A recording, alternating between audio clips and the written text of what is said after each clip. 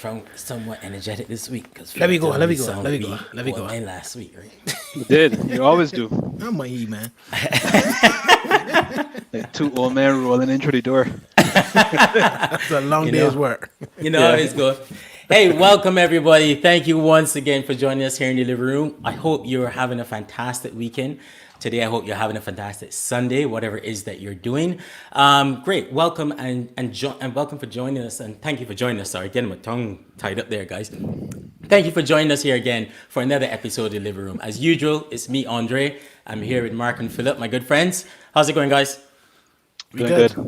Good. Talking too fast there just now. Yeah, man. Everything was just coming out. But anyway, we get it out. Slow down. Slow down. Yes, calm down. Breathe. How you guys' weekends going, man? What's going on? Typical, I think. You know, I'm taking it easy, restful. You see how the man side there just typical, I think. What happened, World on his shoulders. I ain't got nothing on my shoulders. But you're on vacation this week, though, so you should be so weeks, happy. And Wow. you late 2 weeks. 2 weeks, man. I thought it was just this week, man. Yeah.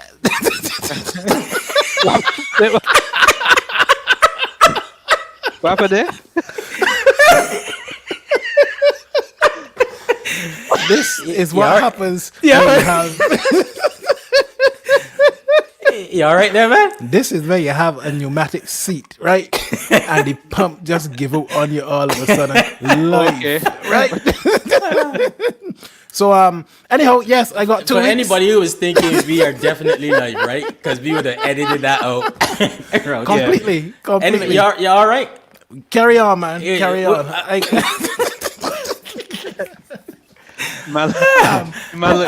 can talk from down here for now. In detention. That's right, fella. You look like you're in detention with you. You know, I got, naughty one, I step. got one on order that will come in shortly. Don't worry. You Don't got worry. the naughty step there, man. You got the naughty step. That's Super gonna be nanny the step. funniest thing that has happened in the living room. Yeah, man. That's so hilarious. What are Anyway, you doing with these 2 weeks? you got 2 weeks. So great, I will be looking after my plants, and I will be man. I will be taking it easy. There Okay. we go. You get assist there just now, man. Yeah, man. You get. We good to go. Oh, that's So, a yeah. lot better. I'll be looking after my plants and just making sure the family is all right, and just 1 or 2 trips out and about. I think that's how I can try and spend my time. That's Relaxing. It's Relaxing. easy to think during this time of the lockdowns and what's not that you're already home, so you may not need a break. But I find, man, you need a break more than ever because of how work has just happened during this period. Yeah. I'm all teams out, man. Me No, too, that's- boy. I that's very am true. all zoomed out. I all tired right zoomed now. out. To be honest, I haven't taken a proper break since February. February. And it's starting to show. I had a long weekend last week, Friday and Man, a long Monday weekend to- and a break, man. But it's man, nothing. long But even weekend. that was good. But I do need to take a proper My man, you need a week holiday break. before the autumn get here. Yeah. I think for so. autumn. Yeah. Talk about a And, long and weekend. funny Wait, enough, before I think autumn you before need a fall. break. You need a break before things go back to whatever normal will look like. But before That's true too. things, I think you need a break during this period. You Yeah. definitely need a break of just doing nothing, being home, but still being able to enjoy home, so to speak. Because Yeah. you're not really able to enjoy it because you're just working and you tend to be working longer hours. And, I'm and working what's not all as through well. COVID, Phil. What? And you're not switching off, Yeah. So I think so. Yeah, but it's Did y'all- starting to show. It's starting to show. You feeling it? What I mean? Well, that too. It's Well, starting in to show. terms of you know what I mean. It's starting to show in terms of my output, my mood. You know what I'm like when I'm you mad grumpy? upset and annoyed. Yeah, man. You know what I'm like Shoot. when I'm grumpy. Burn? You mean you burn the food now? You might need a belly rub, Mark. You might need a belly rub, yeah. Look, I ain't getting a long talk with you here. Not me and that here, boy. Yeah, man. But anyhow, You need a break for you. Did y'all guys see the fiasco that was A-level results coming back here in the UK? Oh man, Man, that thing Yeah. has been a huge debacle, man. I don't know why we don't always sometimes just default to the simple. This is a anomaly this year, We are sorry. We know historically it might not reflect very well when you look at the trends, but we will just put an asterisk next to 2020 and say that year was an anomaly and we had a lot of things happening. Move along.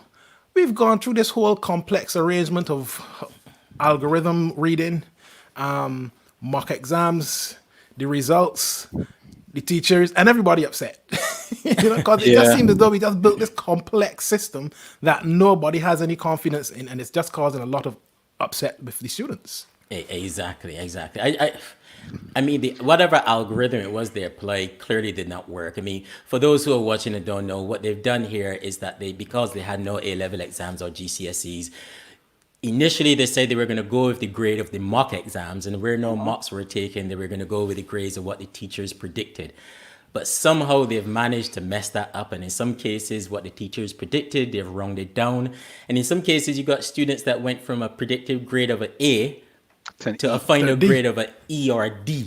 Yeah. And that's what's happened here. And they've downgraded, I think it's a third, about 33 to 40% of all the grades at A levels, they've downgraded.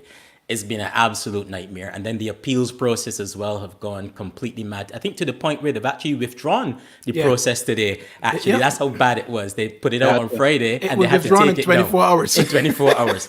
So that's the debacle that we're having here in the UK regarding A levels. Yeah. I don't know what the alternatives could be. But I do think other things that would have to be taken into consideration is the entrance requirements for universities. Yes. Let's revisit those as well. Yeah, you need a complete systemic review to say this is how we're going to treat 2020. You know? And of course, this week coming, we got GCSE results to come, and that is probably going to be even more of a debacle. Yeah. Exactly. It's just completely crazy, man. Anyway, what else you guys observed this week, man? What's going on? And hello to everybody. Eunice, Allison, we see you. Sophie Robinson, see you there. Karen, we see you there also. Welcome. Alicia, our guest from last week, welcome again. Yes, thank you for welcome joining us. We had Wilfred is there. Welcome, Wilfred. Thank you for joining us. You're always in. So thanks a lot. And Alison, I saw your comment about that's crazy. Yes, it is crazy what's happened here at A levels. So, but we'll see what happens.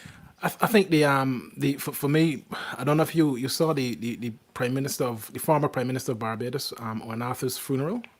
I saw that. That was really, really touching, And I never watched a funeral from beginning to end, but that one caught my attention, and some of the words said amazing. The streaming was about 6 hours, though, wasn't it? It was long. I tell you what, I think given the circumstances, I think Barbados did a fantastic job in pulling that off. Yeah, they did. The timing and then the circumstances of which you had to do all of that, and the circumstances of COVID-19 and social distancing and what's not. I think it was really good. Really good, but it was really good, and Prime Minister Motley's speech was, as I said in the post, it was something else, as we would say. The art of started to shed a communication. tear, man, and I'm not, I'm not a political beast, but I found some of what she said very, very touching, actually. Yeah. No, I think some things transcend politics, and I think Owen Arthur's contribution to the Caribbean and to Barbados at the time when he took over and where he left it, and then what he's done with the Caribbean, economics thing as well. Yeah, you just don't think about politics. The thing with her, person. Yeah, the thing with her speech and the perspectives that she took, she was able to reflect on him as a family man, reflect on him as a sportsman. I didn't realize he was such a good cricketer. Well, that's what you say anyway. Everybody thinks he's a good cricketer. Like you said last week. I know you're good job on that. Of course. But she was also very, very honest about, the few confrontations that they might have had politically. Yeah. But then she also honored and said he was sort of almost her mentor, so to speak, to come into that. So it was really, really good, honest speech, full of leadership, full of honor. Yeah. We mean this week as well, we had, elections. We had what's happening in Trinidad. I don't know if you guys caught that. I was surprised by a few things. One, I know about the racial undertones and stuff in Trinidad, but I don't know if it's social media or what have you, but this is the first time that I've seen it gotten, well, to me, to the level. I've never been to Trinidad during election time, but this time around, it feels like it's got to a fever pitch in this election. What do you guys saw that? Yeah, I think there's a real undercurrent of something going on in Trinidad that you can't quite put your finger on what was happening. I don't know if any of our audience can point us to something this evening, but something seemed to be going on there in the back end of the election. Yes, and of course they've now got this massive escalation in cases in COVID, and of course then COVID also seemed as though it played quite a bit in terms of the election and The the turnout results, the when you outcomes. look at the analysis. So there seems to be something going on in Trinidad at the moment that is a bit unclear, but we hope that they can try and at least, Prime Minister Rowley can get to grips with what's going on and start to move the nation forward, because we need a strong Yeah. Trinidad in the Caribbean. Absolutely. Yeah, We I do. hope so. But I think you're right, Andre. Social media does tend to magnify things that Yeah, just I think always that's existed. I think so. Um, Yeah, Yeah, I think that's probably Trinidad the is case. quite a complex place when it comes to race and racial tension. Oh yes. Yeah, Oh yes. yeah. And we see up in Jamaica, up north, we see they're going into election Yeah, season as the well. boots are on. Yeah, well, it was interesting to watch because, you saw the Prime Minister going into the House of Assembly, nice, great suit, and then you saw these like combat boots. I was like, what's going on? And he announced elections. You're like, It's a oh, this statement. guy is ready. He's Yeah, ready. man. That was interesting to see. But elections happening during this period. This is a few elections now that are going to be happening over this whole COVID period. So Jamaica is the next place to watch. Interesting to see what happens there. Yeah, I'm looking forward to that one again, because these elections during COVID is so unusual, but they're starting to really throw up some anomalies, and I'm sure the political analysts are going to be looking at these in years to come to say, wow, to dissect what would have happened and the impact that COVID potentially had on the output of these elections. So I'm looking forward to it. Yeah, for sure. So let me ask you then, who have we got in the living room this week? Well, today is going to be an interesting day. I kind of not sure everyone who's going to be in, but we'll see. So what we're going to do is look at we look at the topic and we say, in their own words, the Caribbean woman. And I thought, we've done quite a few episodes looking at tons of different topics. And this week, we're going to devote it to and hand it over to as well, Caribbean women for this time. Yeah, of course. And we have a fan favorite. We have to say this every single time. Do you think she get upset if we don't say that? I feel so. She might do, She's She might do. I feel so. So we have Naz, who's going to be coming into the living room today, and we're going to bring her straight in now. Everybody love Naz, man. Everybody loves Naz. We say that all the Yeah. time. Let me tell you, the only fans that I have is a last fan that is currently blowing on me and 2 ceiling fans. That's the only fans I have. What, 3 fans? You got 3 fans on today? Three That- That's a fans. lot. Oh, No, wow. no. Only one on today. Only one on today. Yeah. Okay. That's good. to Boiling know. over there, huh? Man, it's hot and the Sahara dust like outside has been really, really cloudy. I thought it was gonna rain, but when I really looked at it, it was actually Sahara dust, so it's gray outside right now. Okay. Wait. So how you could tell it was Sahara dust? Because there are just- like a little bit of, I wouldn't even call it mountains, it's hills that is opposite to where my balcony is, and Right. usually if you can't see that clearly, it's Sahara dust, it's not clouds, because clouds don't come that low down. Okay. Okay. Just So seeing your Naz, weather prowess there. so weather pros. So Naz, what are we doing today? Tell me what we're doing today. Well, today's show is all about the Caribbean woman. I have some really good compatriots, if you want to call it, because I don't consider myself to be from one island. I consider myself to be a West Indian woman. So everybody Absolutely. that's going to be joining us today and joining me today, and I don't want to be too forward with you guys, but I think, it's going to be just us girls today in the show.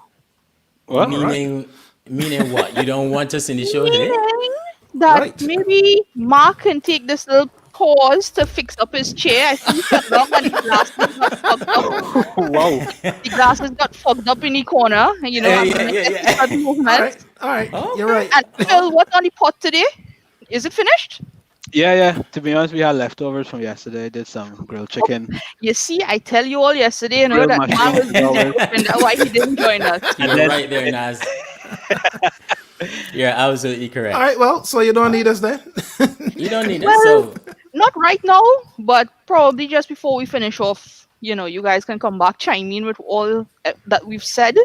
And I'm Okay. sure that there will be a lot said because there's some really powerful women going to be with us today. I just Yeah. want you to know that we have a lot we could say about the Caribbean woman, but anyhow, I will leave that. Anyhow. I'll leave that for another conversation. This guy like a fight, you know. You know, Hey, go and fix your chair, man. Rightly said, Andre. Rightly I was said. just going to say, don't talk my name. I will listen very carefully. You got that right. You got that right. More than All right. welcome. So we're More gonna than leave the welcome. living room, guys, and we're gonna leave you in the hands of Naz. As you know, she's well capable to take you guys through.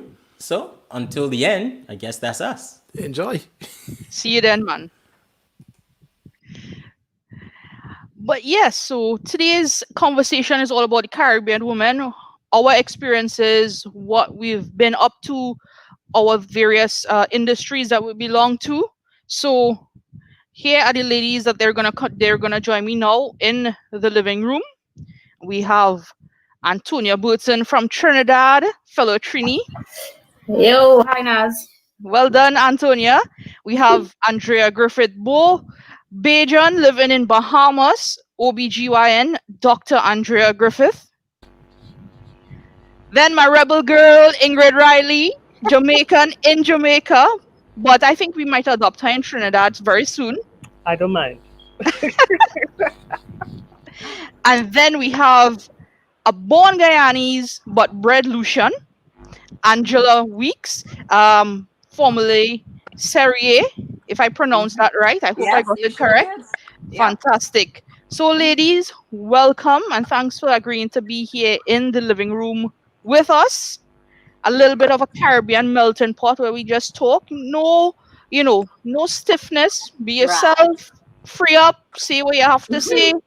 And we're here to enjoy, educate, inform, entertain. All right. I'm with Jack. Right. So, any one of you all can kickstart. Let us know who you are and what you've been up to during these unprecedented COVID-19 times. Mhm. All right, who wanna kick us off? Okay, so I can start. As you said, I'm Angela Serrier Weeks, and I'm in the US now for a good 39 years. Worked in fashion for most of those 26 years, maybe, worked in fashion. I'm a wife of 30 years. I'm a mom of 28 years. And I run a charity that I co-founded with my husband right now. So during these COVID times, that's perfect for us to help others. So we're really taking that on and, doing as much as we could. And we also have a company, Le Bear. It's shea butter products. A lot of different variations. We have for eczema, for hair, for great skin, just for babies. So yes, so that's what I'm doing in this time of COVID right now. And getting to work with my husband is a plus, so that's perfect. Aw. Fantastic. Next. I'll Don't rush all at All once. at once. okay. I'll go next. Ingrid Riley, founder of Rebel Girl Media, which is a Caribbean content and event company. We're focused on what we call disrupting old Caribbean narratives by creating content that reflects what we call the new Caribbean that's emerging, which is going digital, becoming more inclusive, embracing its edges like cannabis, and falling in love with itself again. So we're building out blogs, podcasts, doing events, and this is an expanded purview of what I've been doing for the past 15 years in Caribbean technology, helping startups, entrepreneurs, and that kind of a thing. And so I also have a nonprofit called Caribbean Women in Tech, because I am very, very committed to helping women, whether they're coders, creatives, entrepreneurs, or leaders, to really kind of position themselves to create jobs for themselves, create jobs for others, and build wealth, especially in this digital economy. So yeah, so that's what I'm doing right now. The COVID retreat has been good for me. At least now. Before, it was a bit. Yes. Next, Antonio or Andrea. All right, well, I'll go. My name is Antonia Burton from Trinidad and Tobago. I am a strength and conditioning coach at the sport company of Trinidad and Tobago. I'm the lead strength and conditioning coach there. So basically, any national athlete that needs strength and conditioning or speed, agility, etc., from any sport, they come to our unit and they get work done, supervised by me. Then here you see MP High Performance Training. That's my personal facility where I deal with athletes that may not yet be national, but aspiring to get there. I'm also a national sprints and hurdles coach in track and field. So I travel with the national track and field team as well. And I have a club as well that does, track and field. So a lot of stuff going on with me. And I'm a wife of 0 years, mother of 0 years, to kind of fall in with Andrea. And I have one nephew who I really hope he behaves today. But yeah. Antonia, in that long list of thing, I didn't hear doubles maker. Because I don't make doubles, I buy. I am trying to be one of those people on YouTube. That's what another fun fact. May not be so much fun. Sorry? Go ahead. That Andrea? No. She was saying you're breaking up, but maybe it's her connection, but the rest of us hearing you. Go ahead. Okay, yeah. Another fun fact of mine, I hate cooking. Okay, so you will never see me on Instagram cooking. So, as I was saying earlier, I spent a lot of my years in the industry, and today we're talking about gender bias in an industry that's really majority women, I would say, fashion. I don't think I came across as much gender as I did racial, racial bias, racial discrimination, whichever you want to call it. I would say I did come across with that. Times being hopped over because maybe they don't consider you the right shape, and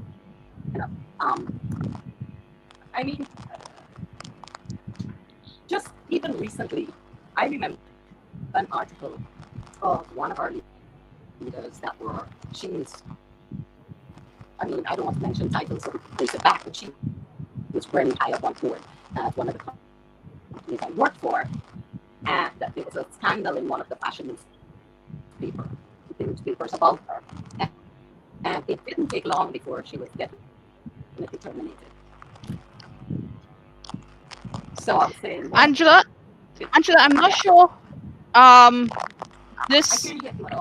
We might just have to log off for 1 second and log back on because your audio just dropped all the way down and we're hearing like a kind of encryption in your audio.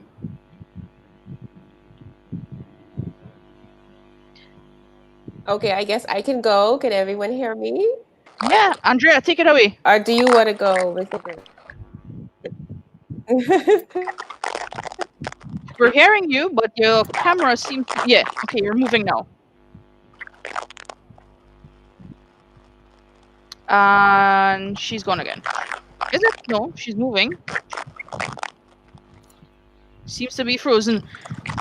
Apparently the Caribbean internet these days kind of a little bit suspect. We thought it might have been a little thing with Boris logging off the guys on there yesterday because we had a little bit of chat with the guys. Same thing happening, but mainly on the UK end. But today now we see that it kind of shifted across to the Caribbean a little bit.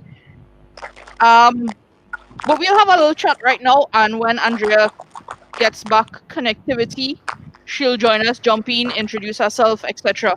Now, Ingrid. Yes.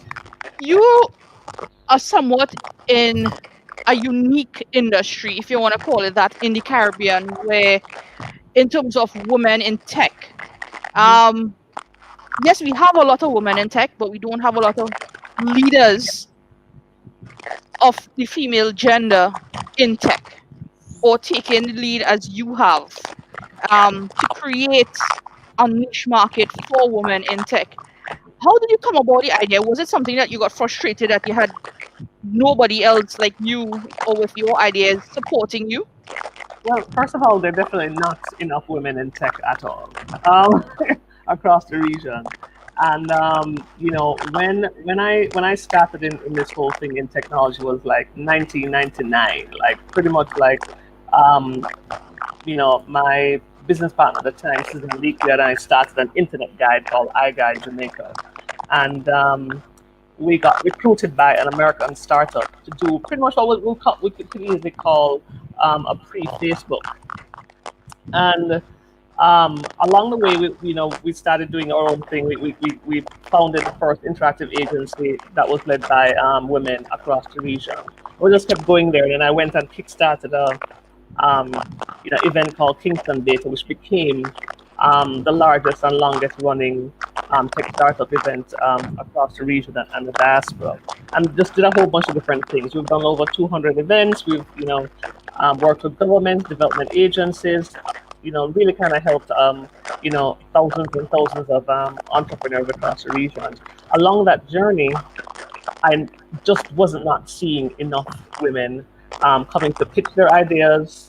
They may be in the audience, and even in the audience, we have to basically go and smoke them out of the bushes, rub down their knees, and say, "Please come to the event, see what it's all about." Or if worse, if they're coming to pitch a startup idea, then it was like pulling teeth, because again of how we were socialized. Also, we were doing a really, really bad job generally across the world and in the Caribbean of what a woman in tech looks like. Everybody thought that you had to be a coder, you had to be highly technical, and all of that.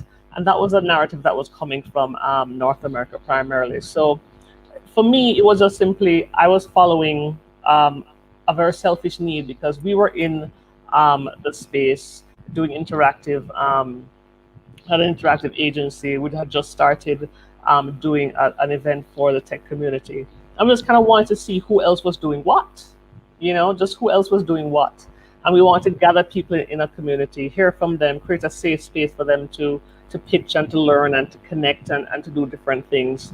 And along the way, we were not finding enough women. And so me being there, visible as a host and as the creator of these events, as a person who's was there talking, was there blogging at SiliconCaribe.com, I realized was somewhat of an anomaly. And I don't like being at the party alone. So I just figured that we should, along with some other people that I met along the way, that we should have a more concerted effort to bring some more women along and help them to realize that there are a range of possibilities and opportunities in the tech and digital space that they could see themselves in, that matches their personality, matches their dreams. And so I'm just kind of committed. Which is the reason why I founded Caribbean Women in Tech earlier this year. And it's just one of the things that kind of brings me joy, and I'm looking forward to rolling things out. But yeah, we do not have enough. And so hopefully at the end of a number of years, we can say, well, we brought a whole bunch of sisters with us, and they're very successful and happy in what they're choosing to do in the digital space. Antonia, you operate in a space somewhat similar to Ingrid, being that it's a male-dominated field in terms of most of the SNCs, at least most of them that I know, especially in the region, are men. Sorry. You see, Antonia has a fan. I don't. Antonia has a cheering squad with her. But anyways, yeah. How was it when you first entered that arena? I mean, you are a student athlete yourself, so you were around a lot of these guys, and then you made the transition from student athlete into actual coach, but still would have been male dominated. How did you make that transition, and how has it been since then? In the beginning, it was very challenging, to say the least. Just because, one, I'm a young coach, and a lot of the national athletes, especially on the senior teams, are close to my age. So there was always that challenge of getting them to respect you, knowing that there's such a very small age difference in it. So that's just from the athletes' end. From the colleagues' standpoint, it was also very difficult because, again, I'm a young female, and there was always this need to carry myself a certain way to be respected, which shouldn't be, but that was always the case. It was also a case of, well, where is young girl coming from? kind of thing. So I know I had one particular supervisor at one point. He was, very much like, you all brought her to take over my job, and it was never a case like that. So it was just a matter of fighting those kind of, I guess, gender biases, and just trying to maintain that sort of. Because I was always the one that got my mentor is male, so he would always be telling me, watch how you dress, watch how you carry out yourself. You can't be too friendly with male athletes. And I'm like, why am I the one always getting cautioned to do certain things? Why can't the men just behave? So it was always that balance of just trying to make sure, being the only female in the room multiple times was never an issue so much. And of course, they have their egos as well. So, yeah. I totally get what you say, because I've worked around male athletes before. I've never had any issues with them. That a lot of people will warn you about and stuff like that. But I totally get what you're saying, that you probably just have to take an extra step to be precautious, so that people on the outside would not be presumptuous of what is happening on the inside. So I totally get that. Don't worry about your nephew in the background. That's why it's called the living room, because when we're in the living room, we're all talking and laughing with each other. But Angela, we have more of a Caribbean. And Ingrid would have worked internationally as well as Antonia. Yep. But your story started basically in terms of with your fashion industry input was on an international level. So tell us a little bit about that and how you've managed to make a name for yourself, because coming from the Caribbean and the brands that you have been associated with is an uphill climb. So tell us how you overcame that uphill climb to make your name in the industry. I'll tell you what I think looking back now. At the time, of course, I was young, so just going after what I wanted and to get my family where I needed us to be. But looking back, I think because I came from the Caribbean, I was coming from a place that was very different to the regular Black American. I was coming from a place of Black privilege. I was coming from a place where I was number one always, at least in my mind. I didn't have to compete with a couple of other races to be seen and to be heard, and to count. So when I came to America, I had that exact attitude. I was doing things out of where half of people looked at me. I had no clue. I was just working and doing things that I thought, which was not paying attention to any of the other things going on around car discrimination, and addressing it full on. All you say you call, you should name it, that's it. They were calling me names. I was the angry Black woman, and I was scary. The picture talk, those names, the names they use all the time. Yeah. So I think because of that, me going to kind of blindly just standing up for what I see was right and for what I did, what I thought was right. I think that was kind of what helped me to get through it, to get to where I was. Just not thinking of, should be me because maybe younger and they see me this way. I shouldn't talk because I'm in a group of only ones, usually the only Black in a room, So I was always very outspoken. Now I do not because, when I think of kids are going through now, I can see that if at this age, I would work differently, because I know different people. But at the time, I'm just coming with my energy and my, I know what I'm doing, I guess I'm Definitely. we have Black leaders, But okay, so now that we get a little bit of introduction, a little bit of background of your expertise, your experience, what it's been like, etc. First off, we have a Jamaican in the house, all right? A little bit of thing that has been happening recently. Okay, yeah, we know Brogard called election in Jamaica. everybody excited when we saw the green clocks come out. We were like, yes, when is the date? But that is not the exciting thing. There was a bigger announcement a week before, bro God. Kamala Harris. Twitter blew up from what I saw. Yeah. And Ingrid, you would know Jody. Jody said, just know that Jamaicans are claiming her as the vice president, not necessarily the United States alone. But and for everybody that's looking on, Jody is a mutual contact on Twitter with Ingrid and myself. So we have a little bit of fun with each other and poking fun at each other.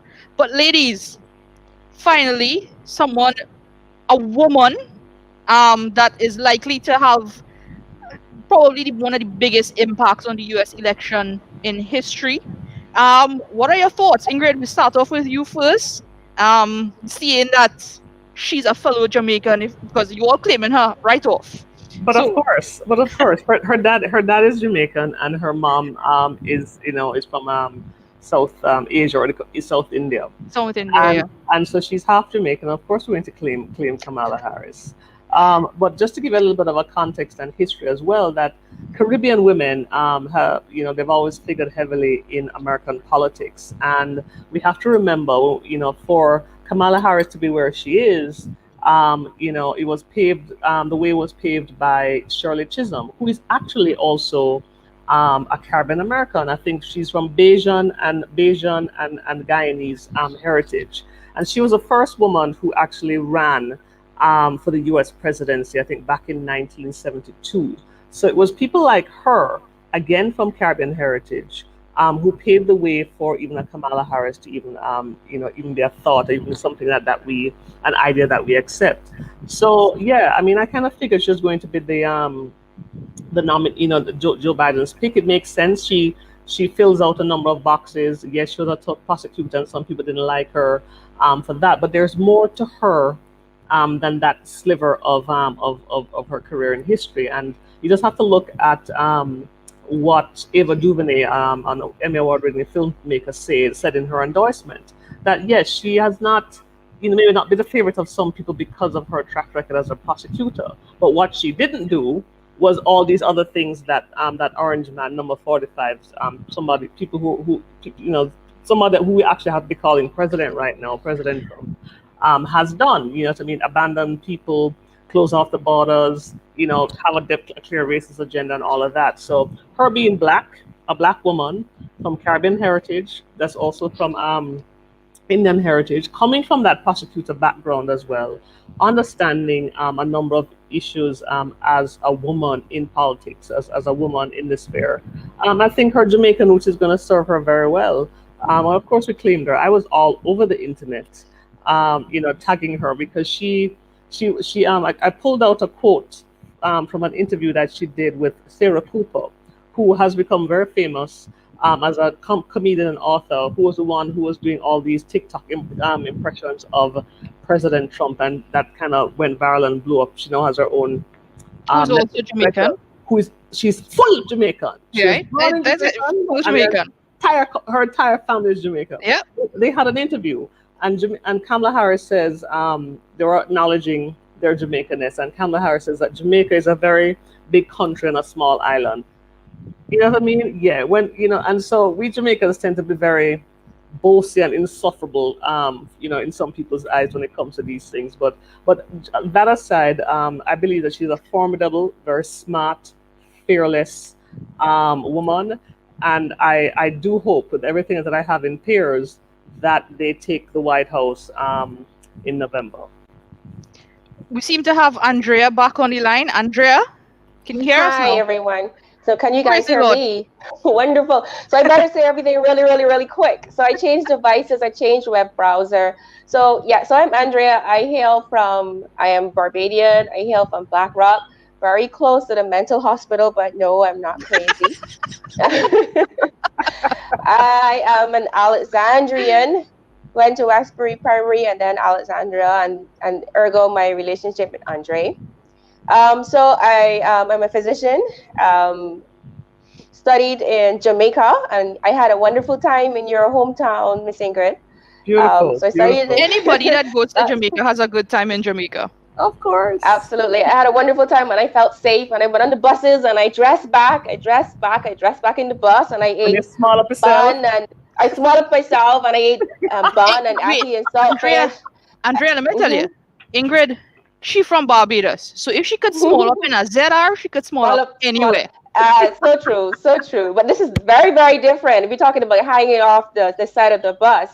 But so I did obstetrics and gynecology. I moved to the Bahamas. I did obstetrics and gynecology. And subsequently, I'm married. I have 2 kids, 8 and 10 years old. And so now I'm a consultant obstetrician in the public sector. I have my own private practice. I'm also an associate lecturer with UWI, as well as the current director of maternal and child health here. So lots of things going on, and so yeah, that's my story. Thank you for taking the time off out of all of that business to join us today, Andrea. Absolutely, no problem at all. So far what we've done is we've had like a little bit of background into the ladies and how they got into their industries and stuff like that. So give us a little bit about your background and your experiences into the entry, I guess in Bahamas, how it's been, because I don't know if a female previously occupied the role that you're in, or was it all male dominated before and then you're in it now?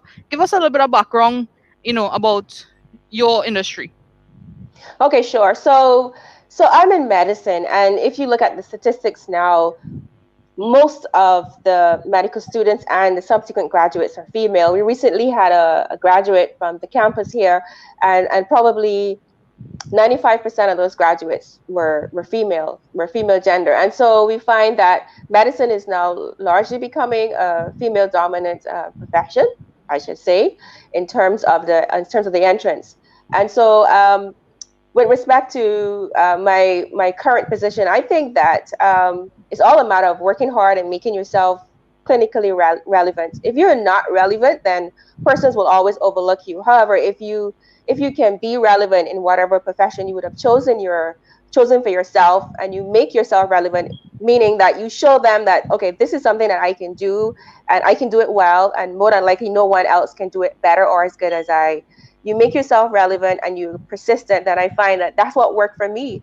And so I superseded a male, but there was a female in that position, in this current position before myself. And this female just so happened to be my physician mentor. And so I watched her, she groomed me. And so I kind of learned or saw how a woman or a female in this position would behave. And so I find that, like I said, my main key, I think, is to be relevant and to show and to prove persons, not by saying, but by doing, that, hey, I can do this job and I'm good at it. I think that statement that you just made, Andrea, is the modus operandi for all of us here in this room. We don't just say, but we actually do, and we prove that we're good, if not better in some cases, than our male counterparts. Antonia, you can jump in here now and tell us a little bit about your experiences. I know you had cyclists that won a world title. You were their strength and conditioning coach. How was it when your guys finished top of the podium? Okay, so first, a bit of history on Get to Know Cyclists. The coach that was with the cyclist is an American guy named Erin Hartwell. He's a genius. I think he's one of the best coaches I've ever worked alongside. So he interviewed me for the position and ultimately decided to go with me. I think my first meeting with the guys was nerve-wracking because I was working with Trisane Phillip, who came fourth at the Olympics in 2012 in London. He's an Olympian in 2016. And he was always based outside of Trinidad and Tobago. He was based in California and Canada. So I think going into it, I was kind of like, oh gosh, this boy had all these international coaches. And basically, they put in almost like a national treasure in my hands. And I can't afford to mess him up. I was terrified, and he kind of hazed me the first day because I was like, okay, so what you do for warm up? And he was like, well, you're the coach, you tell me. And I was like, oh my gosh. But ultimately, we had a very good relationship, me and all of the guys, all of the cyclists. We ended up winning Pan Am Games, breaking Pan Am records. We actually have a world record now that was broken last year in the flying, sorry guys, in the flying 200-meter sprint. So just, it was definitely a very interesting and exciting experience on my end. And I think it gave me a lot more confidence in myself and knowing that, okay, yeah, I do know what I'm doing in this sphere. And, it was great. It's just a matter of me getting over my own insecurities at the beginning and trusting myself and my knowledge in the field of strength and conditioning. Yeah. Ladies, now we all spoke about our experiences, right? But where do you think, in terms of professionalism and the professional areas, not necessarily only where we are, but where do you think women are in the Caribbean if you look back, say, 10 years ago to where we are now? And what are your thoughts in terms of where we're going? Well, if I can just jump in here. First of all, I don't navigate my world thinking that I have to be better than a man or even better than another woman. As you know, I think it was Iyanla Vanzant that says that comparison is the thief of joy. And while we all, have moments of imposter syndrome and doubt and fear and all that, I just never, it's just not something that I dwell on at all. But, to answer your question, I do believe that women have definitely been making themselves, their presence felt in numerous industries across the region. And, they put themselves up for leadership positions in so many different things. I'm a big fan of the Barbadian Prime Minister, Mia Mottley. I think she's a badass. And yes, and I really, look forward to seeing what more things, what the kind of impact that she's going to have over the couple of years as well. So I'm very bullish on women generally. I just think too that we do have to, I think, educate them some more. That there's so many different, because we're now in the digital economy. There's so many different avenues for them to take. There's so many different kinds of careers and businesses that they can jump into than the ones that have been marketed to us previously.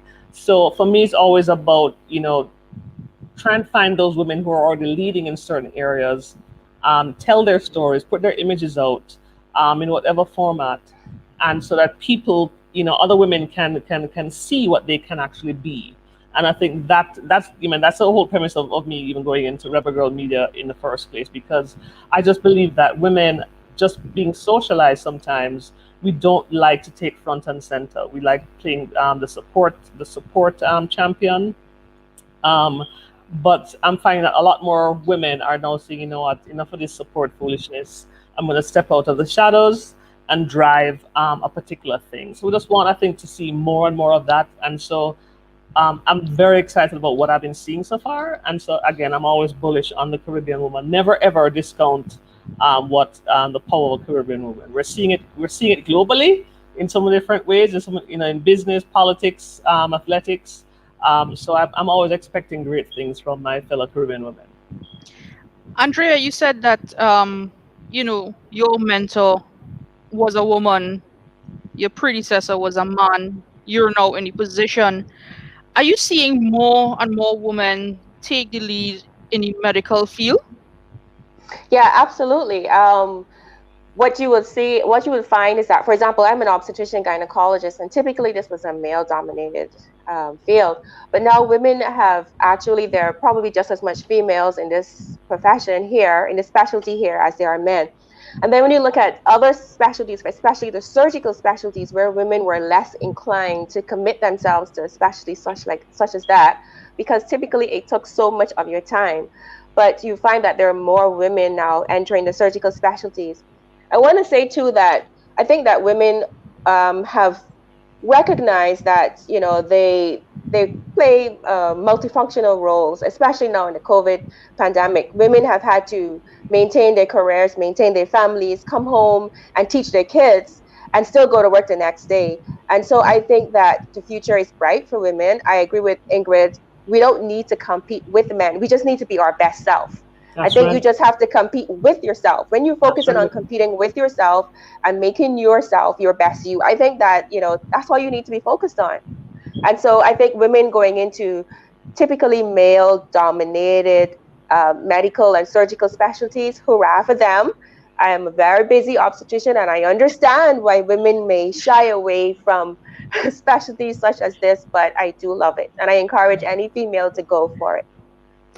You mentioned that, you know, in terms of this COVID times, women have had to do almost double the amount of work as men, because if we are seen as the bearers of the family in terms of dealing with family duties, seeing about kids, husband, etc., it brings me back to world politics, and not just regional politics, but world politics. But I think women leaders have been the ones who have been handling COVID-19 pandemic the best.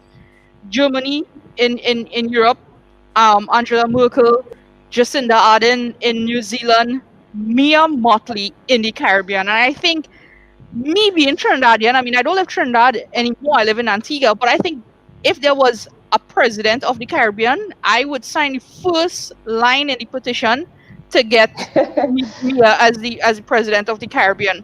And it brings me to another point where I said, you know, we have two out of topics points that I just want to bring up today. Is that she was nominated to be on the committee at the international level for the, I think it's IMF or World Bank or one of those IMF, for small nations. I mean, I don't think it's ever happened with a leader from the Caribbean. And what impressed me the most about her was she had an interview on CNN where she said it's not only Barbados. She was chairman of CARICOM at that time. Mm-hmm. It's not only Barbados that is dealing with COVID-19 in the Caribbean, but as a leader, you would think that she might have been insular to her country, but she said the entire Caribbean is suffering. Yeah. And if it's something that we have to go to the international bodies for, we need to go as a bloc. So, ladies, shed some light on these things in terms of working together in the region as women to get ourselves away from that traditional patriarchal society that we live in. Tell us your thoughts on it and how we go forward. Let me tell you, women have a very distinct leadership style, and if we are to stay true to who we are, what makes us unique as women in terms of how we communicate and how we think and how we strategize and how we speak, and how collaborative we operate. If we just simply lean on those strengths and not think about whatever some people may consider ourselves to be, weakness. Like now, especially COVID, now is a time of collaboration and compassion and thinking about others. If nothing else, if we learn nothing else, then that is true. So I always commend Mia Mottley. She is definitely by no means a fly on the wall. She doesn't mince her words. She says what she has to say, and she as we would say in Jamaica, she's not afraid of nobody. Right? And so she will say what it is that she has to say. She's thinking about, yes, her own country, but she's also thinking about the Caribbean region. Because we are. And you know what, Ingrid? Yeah. You know what I like about Mia's speeches? They're long, but it's almost as if you're sitting and you're speaking to an auntie or you're speaking to your grandmother. And then at the end of it all, she says to you, but you know what? I am here with you. I am here with you. I'm going through this, and we will get through this together. And I think it's that area of compassion, and it's us and not me, and it's us and not I that kind of drew persons in, and I think for the most part the Bajan populace that they bought into it, and so I am so proud of Barbados, because Barbadians are fighting for their health, and they're sticking out there and they're keeping their numbers down. So kudos to Barbados. Yeah, absolutely. But Ingrid, I mean, I just have to segue a little bit, right? Politics in Jamaica, right? Just a side of the topic of Caribbean women.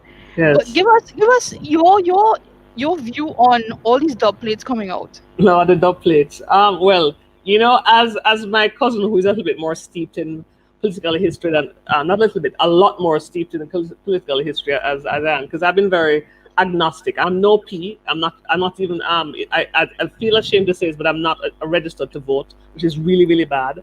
But I'm not a member of any member of any political party. We're gonna have to work on that. I know. And when I told two friends of mine yesterday, they pretty much wanted to hang up on me, right? But Yes, anyway, please. but I would be definitely the promoter of. But the dub plate, and using music to communicate political messages is old as the day is long, and that's been around for a while. What has, I think, heightened everybody's awareness of it is because it's online, and we all know the ability to raise visibility and the connectivity and the network effect of putting up content online. And so it's becoming more of an intense, visible experience. So all these dub plates. One thing that I've learned of the dub plates that I've seen so far, and I haven't seen all of them, and they just keep coming out, right? Is that the women tend to almost like mini music videos. They tend to show what it is that they have done, and of course they play into what they believe their strengths are. And so they tell a story in their dub plates. The ones that I've seen so far of the men, it's all about them, right? You don't see nothing about what they're doing. It's just like, yeah, me, kind of a thing, right? And so that's again very interesting as to how the politicians seem to be using dub plates. And again, I could be wrong because I haven't seen all of them, but the ones that I've seen so far are Lisa Hanna, Babsy. I was about to say Lisa Hanna. Lisa Hanna with Spice. Listen. She has two. She has one with Shensia and one with Spice. Yeah, and yeah. The one with Spice. Listen, I was instantly drawn in, but the only thing keeping me back from supporting her 100 is she bad talk to but I haven't seen so, you know, I can't record of it. You know what I mean? But I politicians tend to put their foot in their mouth every now and again, at least once or twice or maybe 10 times, because it's just the nature of the game, the politics game. But Lisa Hanna from the PMP, Babs Grange from the JLP, I love what they've done. The music that has actually come out from other politicians is really good. Bunting from the PMP, Bunting Out and Stunting is using that Stylogy song. And some others. So we're still early. We have a whole, another couple of weeks to go, and I'm sure others are going to be rolling out their dub plays. But so far, the women tell a story about what they've done, and this is why you should elect me. The men tend to just put up their faces and say, yeah, I mean that. Again, it's a leadership style. Maybe it's a strategy. We don't know, and then we will see. This is just the beginning. We'll see how it unfolds over the next couple of weeks. But it's exciting. It's interesting. When you were speaking about leadership styles, I was about to. That's the first thing that came to mind. I think with women, we are not. And I have to choose my words carefully because we have 3 men in the living room watching us. But men's leadership style, from my end at least, and from what I've observed, is a lot more egotistical. Absolutely. It's very much like, this is who I am. It's not a matter of this is what I can do for you. It's basically I'm here and this is take me. This is it, I can't even explain it, but it's definitely women are much more, as you know, compassionate. We draw people, we pull people in and say, how can we help you? Yeah, that's the thing, you know. So, and that is our way of saying me. It's different. You know what I mean? Yeah. So there's still in my mind, to be a politician, you have to have a certain level of ego. It is a game of power and influence. You have to have a certain level of ego that you are the one who can do these things for these people. Whoever those people you define as, right? So it is very much still a very ego-driven game. It's just that women tend to choose to do it a little differently based on just who they are as women naturally. So, so it's just pretty interesting to see how how things unfold. I'm excited. I said, I can't wait to see what other dub plays drop this week. Ladies, actually, I have one Ingrid, question. Go ahead. sorry, Go ahead. I was about to say that women lead, even though women lead from the front, we still tend to step behind and present ourselves as the sacrificial lamb. So essentially, whatever needs to be done, we will do it. We will find a means to do it. We will not make the excuses, and so and so I'm not at all surprised about the performance of women in Caribbean politics. Not at all surprised. Yeah. I don't like the sacrificial lamb thing. We need to quit that shit. Can I tell you? But it is the truth. The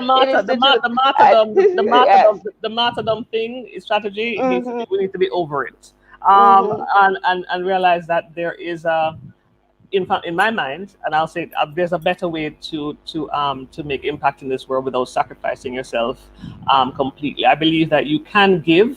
And I'm from the school of Oprah and Iyanla Vanzant, and that alone is supposed to tell you exactly how I feel, right? Because I used to have that martyr syndrome. I burnt myself out twice because of that martyrdom approach, and I will never go back to that right? So, and there is a better way to which to lead from a true place, where you are giving from a place of love, a place of giving, a place of being compassionate and collaborative and communicative, while also still taking care of yourself.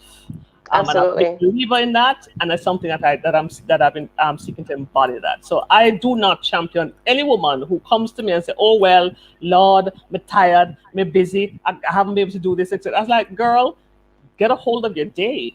You know what I mean? Get a hold of yourself and organize your shit, because you need to be doing that shit differently if you want to keep making a positive impact for a long period of time and be around to enjoy the fruits of it."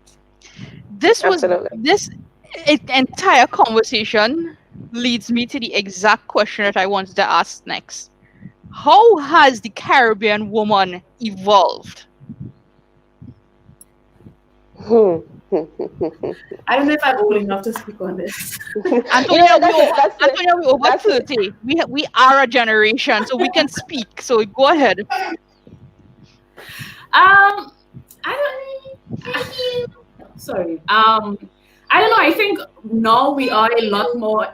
You're sure I'm able to talk now, my nephew on one right now. But this is the living room. Go ahead and talk.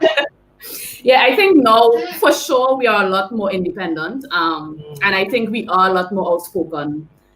And as I said, I'm young-ish, so I can't really speak for my mother or my grandmother or anybody like that. But I know for me, 10 years ago, I was a lot more, a bit, I guess, step back, letting men do it. And I think it's because women have this misconception that there's only room for one of us at a time. So it is always a kind of okay, she there, I don't think I'll get through. At least on my end, at least. And just from my friends talking to my friends and interacting with my friends, it became a case of, well, she already have that position and, I'll just rock back. But now it's a case of, instead of trying to fit one woman in a room of 10, trying to get 5 women in a room of 10 men kind of thing. And I think we are a lot more outspoken and bold. So yeah, that's where, from my end at least, that's where I see it. Mm-hmm. Wow. What I would say is that even though as a youngish Caribbean female, that I think that I've grown bold, and I think that education has allowed me to express myself with the confidence that I can. But I found, however, that there's virtue in the old time days. Even though we would have evolved, I found that the older I get, the more and more I want to leave a legacy like my grandmother or my mother. I want to be more like them. I don't want to be strictly professional, career driven. I want to be able to step back and just sometimes say, let me try and stir some cuckoo. Let me try and fry some fish cakes. Let me try and do something that speaks to the heritage of my country, of my upbringing. And so I think with evolution, you just have to sometimes take a little step back sometimes, because you have to remember exactly who you are and where you would have come from and where you would have started.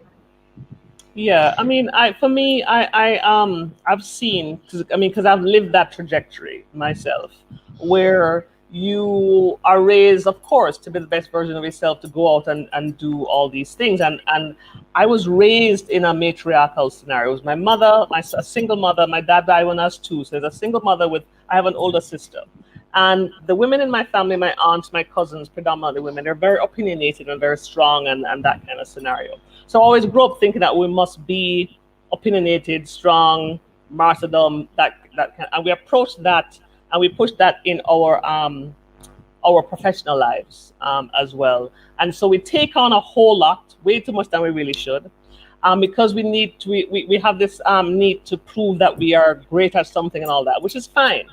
But what I'm seeing happening is that there are a lot of women who it's their career and then nothing else, and then until they reach a particular part, path in their lives, whereas they look around and they don't have the friendships that they used to have. They don't have a partner if that's what they choose to want. Some of them, of course, a lot of people are choosing not to have any kids. I'm not a fan of kids either. I love my niece and nephews, but I've never had seen kids in my life. I'm very open where that is concerned. But there are women who it was all or nothing regarding their careers, and they're in their late 30s, 40s, 50s, and they regret not living a more multidimensional, more full-bodied kind of a life. Thankfully, I caught mine early, right? and because I realized my burnouts were signals for me to say, Ingrid, slow down. Is this the kind of a life that you want to live? And one book changed it for me, and it's called Remote. And I read it, I think, in 2007, but I didn't really actually take heed until maybe around 2012. Clearly, I was a slow learner. And what it said, one of the things that it said to me was that figure out the kind of a life you want to live, then build your business around that. And initially I was like, what the hell are they talking about? Because that's not what I was told, right? And so, that sounded very Trinidad. I'm trying my best. I spent 4 months in Trinidad last year, and I'm trying my best to pull out the Trini accent, right? But anyway, my friends are probably going like, girl, please. On point. Right? But I mean, so you're to figure out the kind of a life you want and then build your business around that. And that started for me a journey for me to ask tough questions. Is this all that I want? All I do is spend 14, 16 hours a day working and giving to everybody else and leaving nothing for myself. What kind of a life do I want to live? And that's when I decided I'm going to go remote so I can live anywhere as long as I have the internet. I decided I'm going to go into a particular area of digital where I can live anywhere so I can travel, because I love to travel. And I also want to be in a place where if my partner is in Punjabi, in LA, in New York, I can be there too, because I'm not tethered to particular things. And so I figured out what the kind of life that I wanted to live, and I started to create my business and stuff around it. And that made me, I'm still in the process of doing that, of course, build out a more full-bodied, multidimensional kind of a life that I can say, I'm nurturing my friendships. I'm speaking to my friends on a regular basis. I'm having a vibrant social life. I'm exercising and taking care of myself, and I'm also growing my business and making money and having an impact on the world. You see what I'm saying? So I'm finding that a lot of women that I've been seeing around, professional women, they have a lot to show professionally, tree, house, enough car, etc., but they're unhappy as hell because they do not have that full-bodied, multidimensional life that I believe all humans are meant to live. We have a question from Sonia Corbin. What impact has other ladies had on your life and your career in general? Sonia, I think from my aspect, they've had probably 99% of any impact that I've had in my life has been by women. And Ingrid, my dad is still alive. I have lots of uncles. I have one brother. I have no sisters. Mm-hmm. But the thing about it is women have also played the biggest part in my life in terms of, I wouldn't necessarily say the word grooming, but shaping me to be who I am, in terms of never being afraid to back down from going after what you want and achieving what you set your mind to. And the biggest factor of influence in my life has been my grandmother, because she was in her early 40s when my grandfather died, and my mom was 21, I think, and my aunt was like 15 or 16. Wow. And my grandmother this was in 1980s, single-handedly raised my mom and my aunt without a secondary education. Wow. She was a seamstress, she cooked, anything, and my uncles used to always say, if ever it was a possibility that she can be the Minister of Finance for Trinidad and Tobago, they would nominate her, because she has records of any money that anybody gave her to keep, what it was used for. She has receipts from a house that was constructed in 1970 something, still Wow. existing today in a book.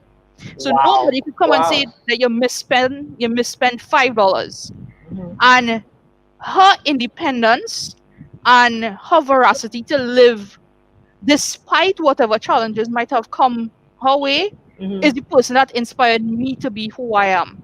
Because Andrea, I'm not sure if you are familiar, but Antonia and Ingrid know my job, right? I work at West Indies Cricket. I'm a media and content officer there. So while I work with the women's team, I also work with the men's team. But in terms of the world of sports journalism, 85% of the population of sports journalists are men.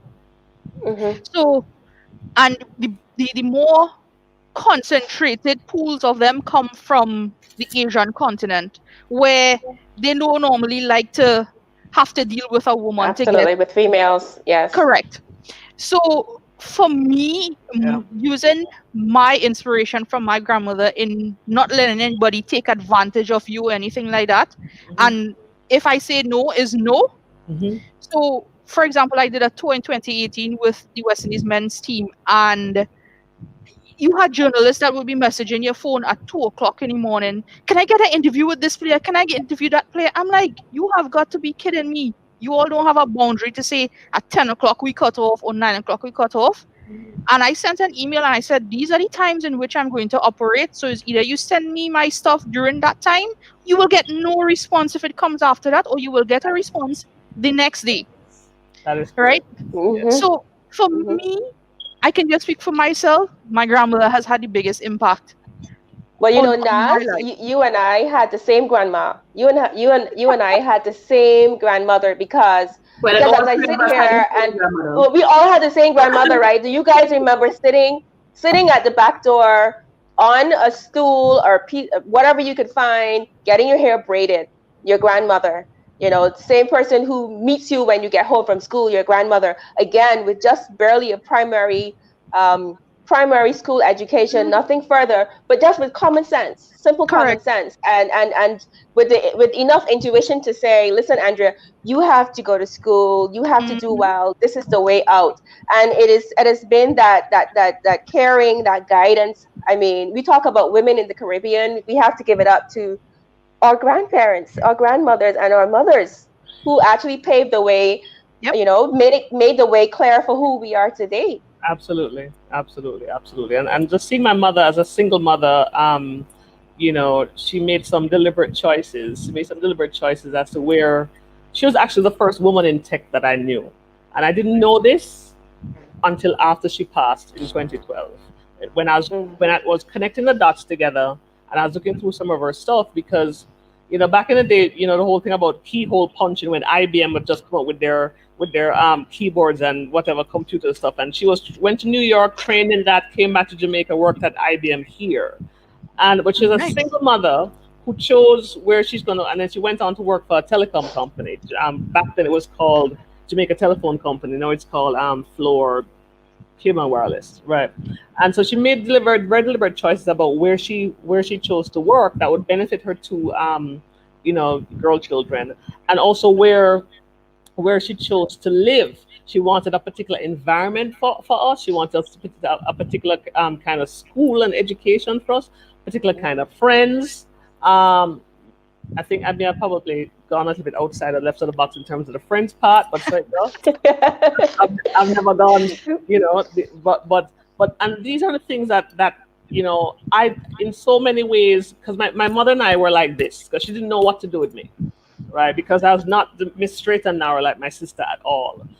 Yet still, in hindsight, when after she died and I was looking at everything, I realized that my mother loved me more than anything else, and what she was doing for me was giving me even more space to be me. And I didn't see that really until after she passed. And it really kind of made me emotional. I just had to say, energetic, I had to say thank you, because all this time I thought she didn't know me or she didn't understand me.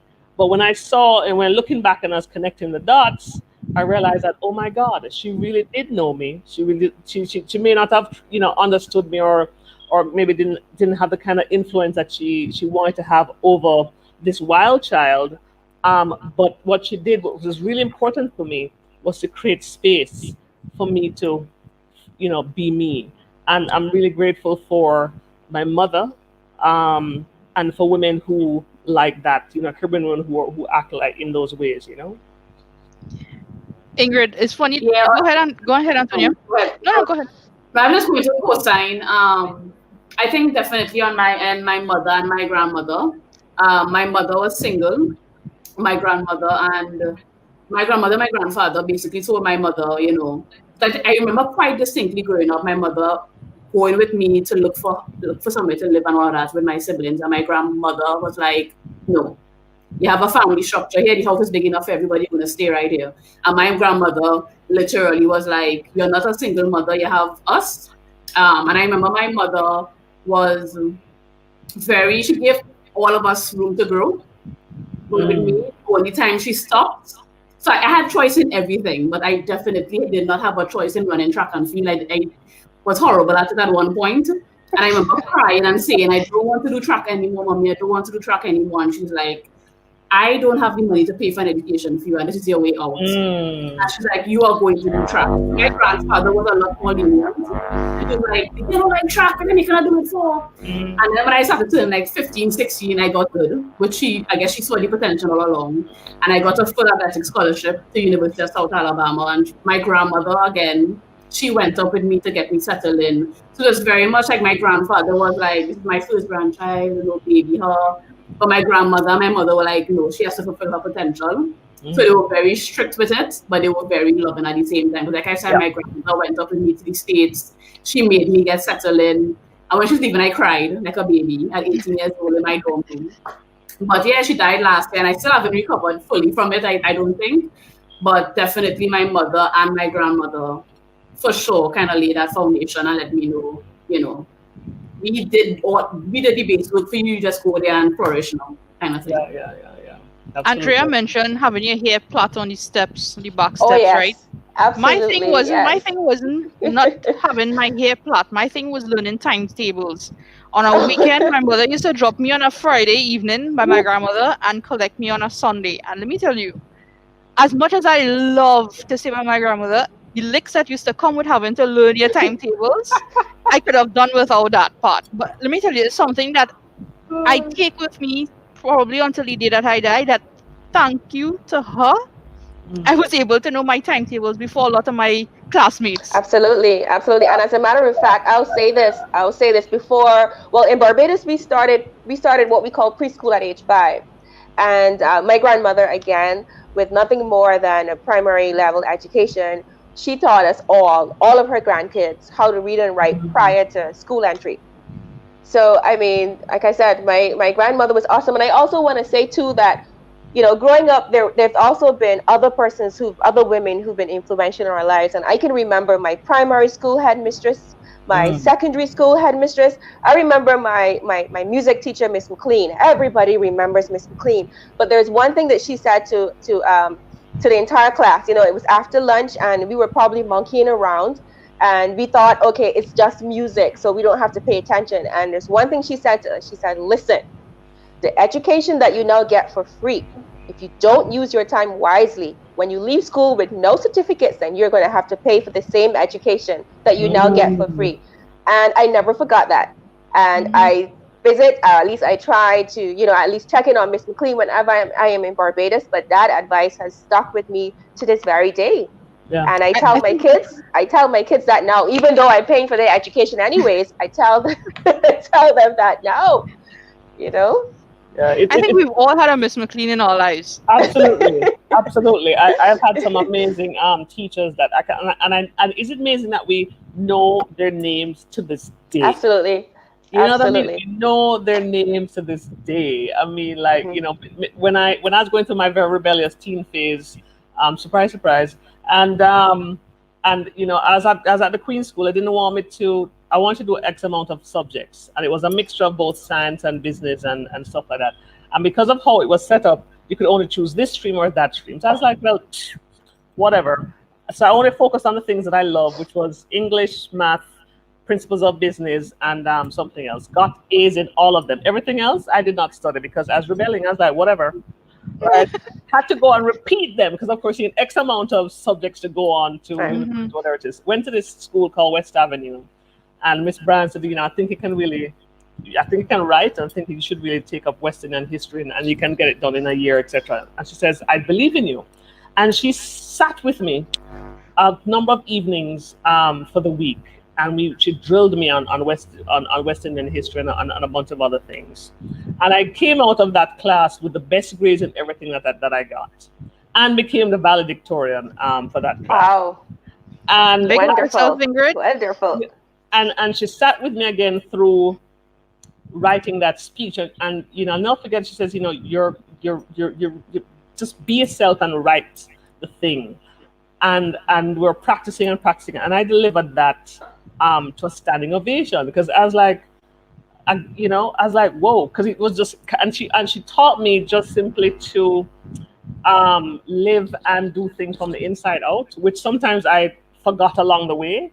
But just thinking about it now, Mrs. Bryan, and I pray to God she's still alive and in excellent health, just made such an impact on me because she made the time and made the investment of saying, you can try this, do different, and to challenge me because she saw me. And, you know, so, and again, women, there's all along the way, it's just been women like guardian angels, you know, seeing something in you. And that's, I think, is what we need to do for each other as women who are professional right now. Be there for somebody else who need that. So just as how those women were there for us, we need to continue to be there for other people. Challenge others, support them in any way, shape, or form, and tell them to take care of their damn self. Yeah, but yeah. Ladies, we have a question from Mon A. Welter, and he wants, well, he or she, I can't tell because the picture is off on Eiffel Tower. But anyways, they would like to know, what would you tell your 21-year-old self?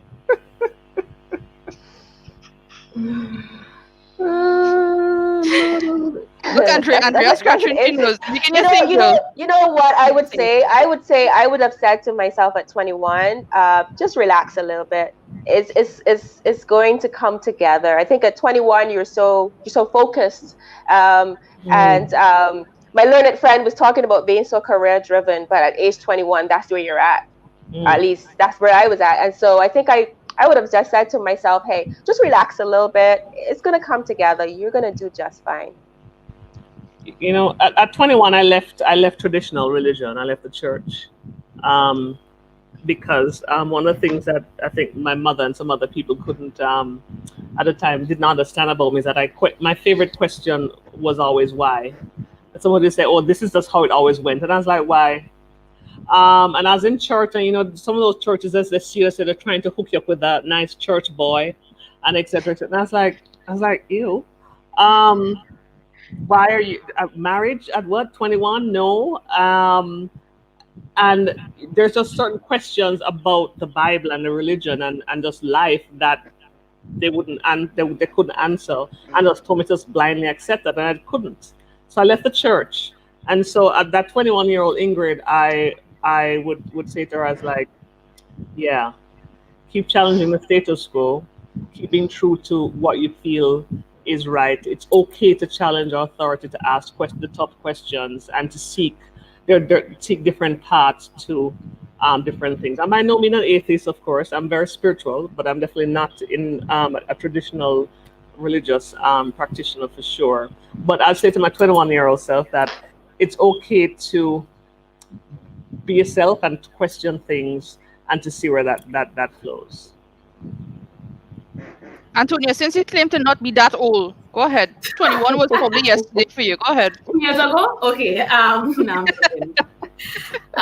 21 years old. Listen, I honestly thought like Dr. Bo said,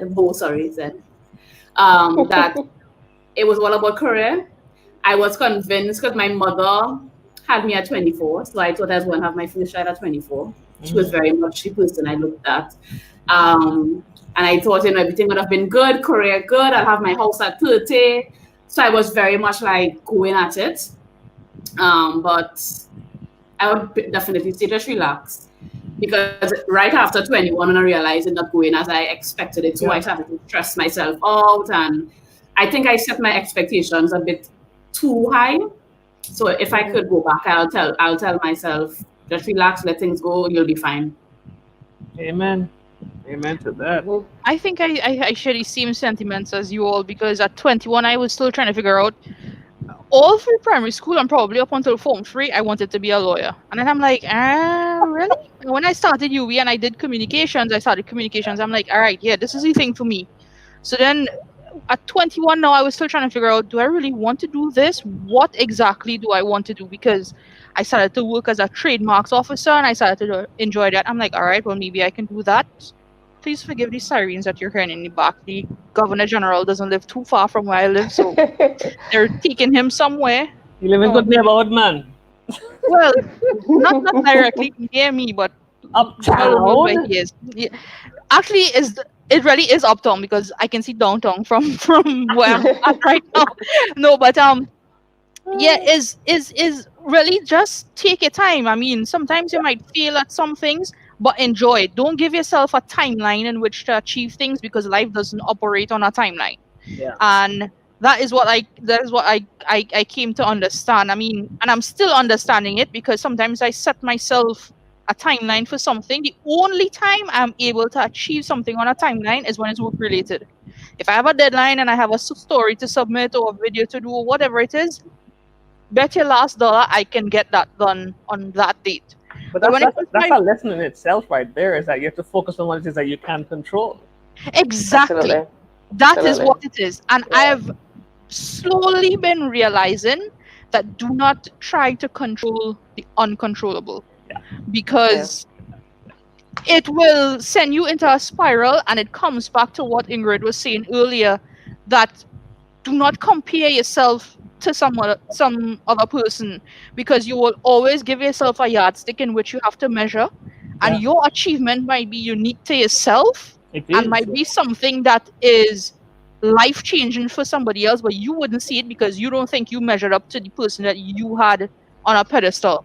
Yeah. So you think you're shortchanging yourself, but in reality, you're breaking through a glass ceiling. Yeah. And Absolutely. just this week gone by, I saw somebody tweeted something, a girl that just completed a PhD, and she said, everybody thinks that, it's a bachelor's, a master's, a PhD. And she's 26 years old or 27 years old with a PhD, but she has no life. Not to say that you cannot go after your academic dreams, but assess where you are in your life and what it is you really think is important. Don't go after something because it's for somebody else. Do it for yourself. Amen. And that's always something that I tell myself and I remind myself, because it's basically what my journey has been as well. I mean, I am Muslim, I wear the hijab. There are no other hijab wearing sports journalists in the Caribbean, right? And I can bet my last finger on something like that. And it's a chance that I took, and a lot of people had criticism for me at first, be like, you sure you're allowed to do this? Does your parents allow you to do it? And I've had people message me in my inbox on Facebook to say, you shouldn't be mixing with men and you shouldn't have interactions with men. I'm like, if you don't know where your boundaries are, I know where my boundaries are. And I'm here to do a job, and that is what I'm going to do to the best of my ability. So I don't let people pigeonhole me into a category. You're a rebel too. Well, yes. I love it.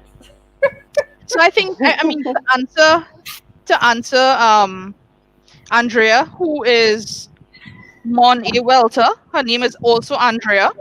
I wonder Wonderful. she's from Barbados too, though. Look at that.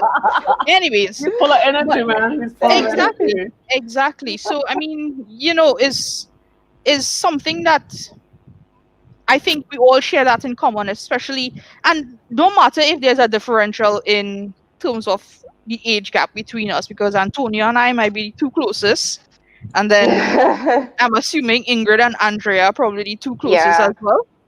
Definitely. Yeah. Possibly. I'm pretty.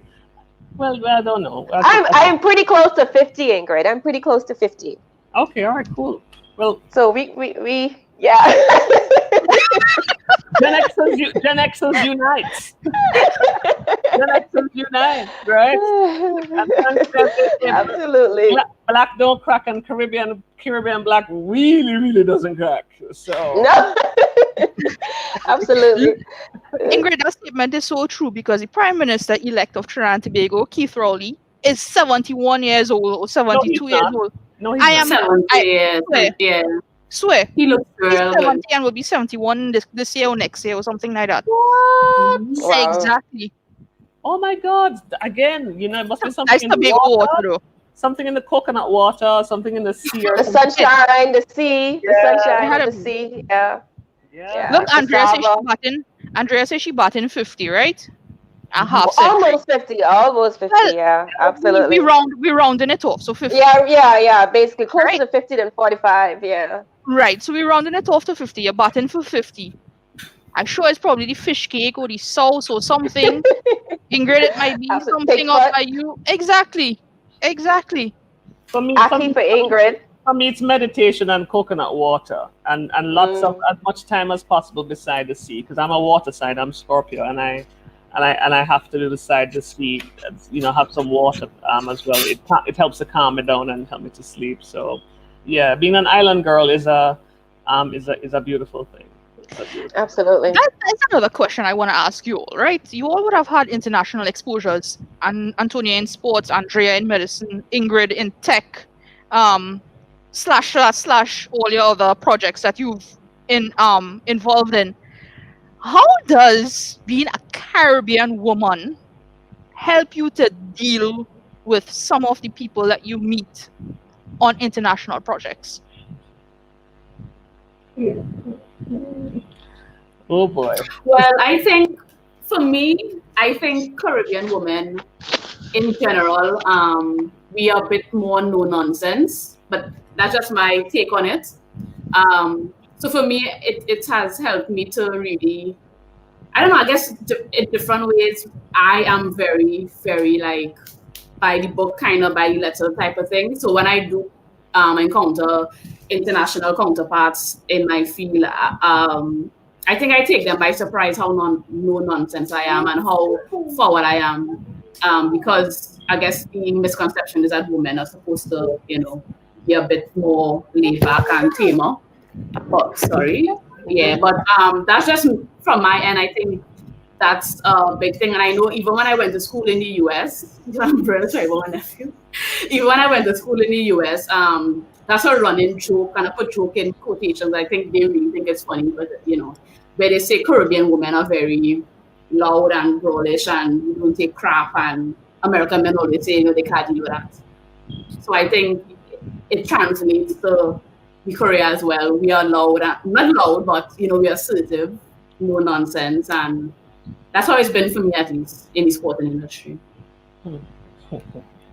Yeah, in the tech industry, I mean, I've been pretty fortunate to speak at events across 4 continents and gone to the various Silicon alleys, valleys, roundabouts, etc., etc. And yeah, without question, there's a perception of who I'm supposed to be. As a woman, as a Black woman, as somebody from the Caribbean, they tend to, especially because I'm in tech, they tend to think that, okay, well, we're backward, we're still in hammocks on a coconut tree. You know, clearly we have a different internet or something like that. But Clearly they don't be on Twitter. You know what I'm saying? But when I open up my mouth, because there's a very Jamaican-ness about me. Again, I bring with me the attitude of being raised in a matriarchal family, and all that spice and sass that there is. I bring with me, on top of that now, the Jamaica bossiness, where we say, oh, we walk into a room like we own the block. And so I tend to bring that very, confidence. Sometimes I'm pretty loud and straightforward. Sometimes I'm very quiet, depends on the room that I'm in, and I just simply say what it is I have to say and to whom. So as we say in Jamaica, nobody don't frighten me. I don't care who you are, how much money you have, and what title you may carry. You're still a human being. And so if we can connect on that level, communicate on that level, maybe work together on doing some things. But yeah, I mean, I've had people say, like, who are you? They're happy that I'm from Jamaica because of Jamaica's brand. That's great. But then I said, but always, especially because in the tech industry, they assume that we're backward. And when I tend to tell the story of what's going on in the region in terms of what's going on, everybody mouth always drop to the ground and go like, really, we didn't know what was happening. I was like, told ya. So, but I just continued to be me, just do me as I navigate with the digital industry and the tech industry, and sometimes it gets me in trouble, and I relish in that good trouble ethos of getting in good trouble, and so. Yeah, so let's keep doing me, and it has served me well for the most part so far. Okay, so I would say that I grew up in Barbados, a very small island. You drive too long, too far, you drive right off the island. It's bigger than Antigua, but go ahead. But I never felt like a small islander. I never had that small islander mentality. That's I was right. always thought that Barbadians were superbly intelligent. And I was always thought that the UWI graduates were the most intelligent graduates, college graduates in the entire world, if I may be so bold. And so going out with that confidence never really had an issue because I understand from whence I came. And like I said, I never felt that being from a small island, it led me to any disadvantage. As a matter of fact, it gave me strength. See, there you don't have to carry any airs about you. I have absolutely nothing to prove. That's right. Amen to that. Very well said. I mean, I have a similar situation here in Antigua. Even though Antigua is in the Caribbean, I think their thinking is sometimes a lot insular, in the sense that you would be surprised that they don't know a lot about the cultures and the history of the other islands, other than probably the generic history that is taught in secondary school and probably primary school social studies. But like when people see me, they don't think that I'm from Trinidad. They think that I attend the medical university here and that I'm from India or Pakistan, first generation or second generation Indian or Pakistani from the US or Canada that come to medical school here. They don't only until I speak, then they know that I'm Trini. And I move around here by myself and do everything. So like yesterday, I went to the hardware because I wanted to get a piece of wire cut. They make me buy the whole roll just to get a little piece. Right? And then they sold me a kind of pliers thing that wasn't cutting it. So I had to take it back to them and they're like, what are you going to do with this? I said, well, I wanted to use on a grill. They were like, yeah, but why just get somebody to do it? I'm like, somebody like who? They were like, well, get your husband to do it. I'm like, well, I don't have a husband. They were like, so why you don't have a husband? I'm like, because I don't want a husband right now. So I can't go to the hardware to get a piece of wire cut for myself to barbecue my meat myself. I need to have a man to do something like that for me, right? And it just weird, right?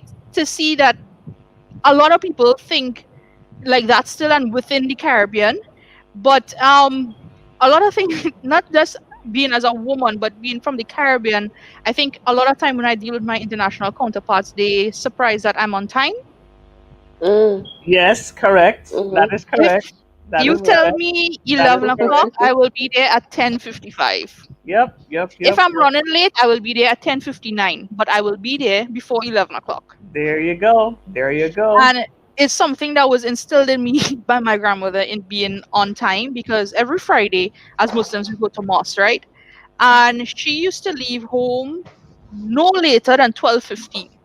If you're not ready at 12:15, she is leaving you, even though it's to just cross the street and go to the mosque, right? But the thing is, that sense of time was instilled in me by her, and I think it's something that a lot of people take not advantage of in terms of being and I know a lot of men, Caribbean men, that we move in at we own time kind of thing. And not to say that is a general situation, but it's just I think that women tend to be a little bit more cognizant of time and place for certain things. And respecting people's time is a matter of respect, because that's just how I view it. If you tell me 11 o'clock, they'll show up at 11:20. You don't respect my time. Exactly. And what if I can ask a question, when you're in international spaces, is it easy for you to spot a fellow Caribbean person, or whether it's from your country or just from another island? Because I can spot a Jamaican a mile off with one eye covered. I've done it in Atlanta, in New York. It's again how we walk and how we dress, and how we dress and how we walk into a room. So I find that so I remember last year I went to visit my best friend in DC, and she introduced me to her boss. But her boss was talking normal and with an American accent. And when she walked off, I told my best friend, your boss is Trini, you know. And she's like, no, she's not. I was like, yeah, she is. And she went back and asked her. She's like, yeah, I grew up in San Fernando. I was like, yeah, I cannot tell. Even though she was talking American, like something about her, I could have sensed that, she was Trinidadian. Yeah. We have a question here from Leash Dean. Actually, her name is Felicia, and that's my aunt. So big ups to you for watching. I actually don't have just the Lasco fan working today. Somebody else tuning in. Hey. She wants to know, what are some of the misconceptions that you've noticed that people have about Caribbean women and their lifestyle? I think I kind of touched on it on my end, that they're loud and brolish, and they're troublemakers. They tend to say about us, or that they're passive, also, and they're passive. That part was really interesting to me, that they're passive. And some of them also think that we're have this whole thing that we're too, on the other hand, too sexually liberated, especially Jamaican and Trini women. Yeah, carnival. The whole carnival thing and the whole dancehall, all that, and that we tend. And I was like, listen, please press pause. Caribbean women who are raised a certain way of these things, we own our sexuality. We're happy with it. We choose who we want to unleash that sexual energy on. So yes, for some, especially I think Trini women tend to probably get that a lot more because of carnival, and then Jamaican women. It all depends on where you go. I can't tell you how many times I get the question, so you can wine? I was just about to say, is that everybody can get to wine? It's crazy. Absolutely. And there's sometimes, but like because in tech there's always a line, there's always a party afterwards and that kind of thing, and invariably they always play some Caribbean music. Sometimes it's usually old as hell, right? You're like, oh my god, wow, throwback. Okay, but they think it's very recent. But then some of them will get really, really recent, and everybody goes like, whoosh, look at you to start off the dancing, right? And there's sometimes I'll be like, no, and then there's sometimes, depending on how many drinks I've had in me or whatever attitude, and I was like, all right, you know what, come, let me go, right? And you go ahead and start some fun, because that is also part of who we are. We're fun, So yeah, we're fun. We don't, and that's what I'm hoping that we take more of into our industries and abroad, that it is okay to have fun with your work. It's okay to be laughing, to be dancing, to be smiling, to be joyous in what you choose to do. Bring that fun element. Some people believe that you must have a stiff upper lip, be always serious all the time, and intense and tense, and that has not gotten Americans anywhere except overly medicated and depressed. Right? and so if we can bring a little bit of that Caribbean joie de vivre, that is like chill, man. Yes, chill, really seriously chill. Let's go laugh, let's go have a drink, because when you're relaxed, and you're in a happy place, a lot more, good things come to you, good people come to you. That's been, my experience since I've, taken, that less serious approach to life, and embrace my Jamaicanness, my love of fun and being happy, and say, hey, where we're going? We're going to the beach, and we're gone to the beach, or we're gone somewhere to have a drink, because plus life is wonderfully long if you know how to live it right, and life is meant to really actually feel good. Not supposed to be so tense and tight all the time. Life is actually feeling very long right now during this COVID time, where everybody just home. Oh yeah. But look at what we've embraced. We've embraced these virtual platforms, right up Ingrid's alley. Absolutely. No doubt. Absolutely.